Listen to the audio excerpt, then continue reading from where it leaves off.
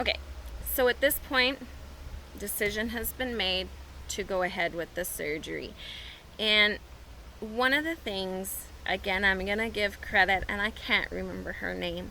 There was a vet tech at the college. I was out in this like waiting room thing trying to process, and I'd called Mike and chatted, and but I was out in this little area trying to make this decision, and you can imagine the emotions that we're going through.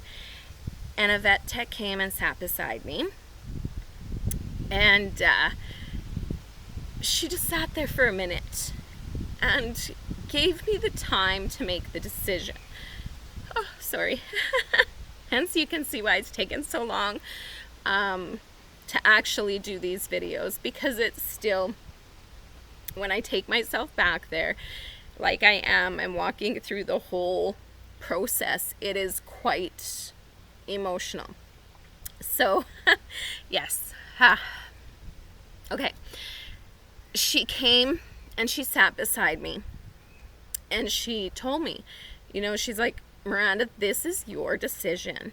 And she said, no one is going to condemn you for going ahead with the surgery or not going ahead with the surgery. She said, this is your decision, and you're the only one who can make it and make the decision that is right for you.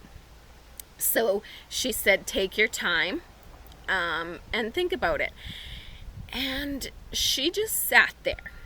She never said anything more.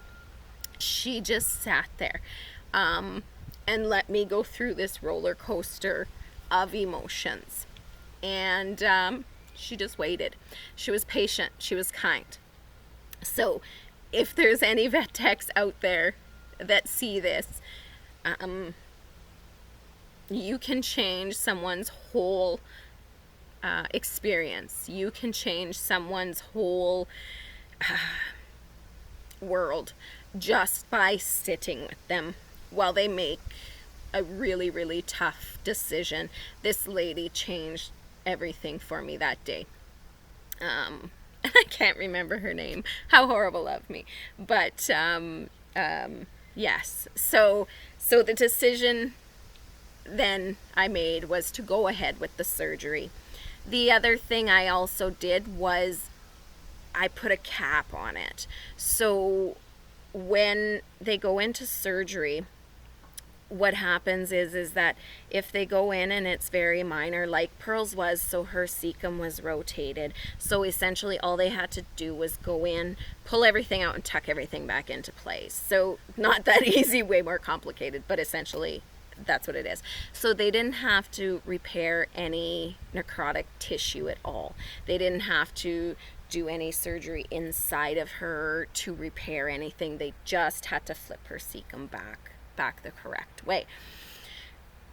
But the discussion was had about how high you go, because as soon as you have to start repairing tissue and cutting and joining things in there, the price skyrockets.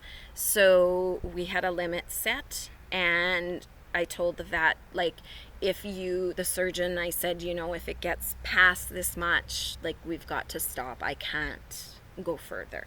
So that's what we did. So she went into surgery at about 12-ish in the afternoon, Saturday afternoon, and they said, go take a break.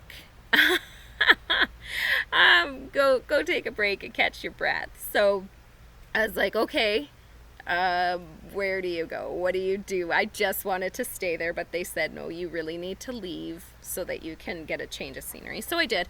I can't even remember where I went, but I remember going and trying to walk around and go shopping, and that didn't happen. So I just went and I sat, and I had not an alcohol drink, but I just had a drink and a little snack, and I just sat there and waited for the phone call. And luckily I got the phone call. It was about 2 hours later.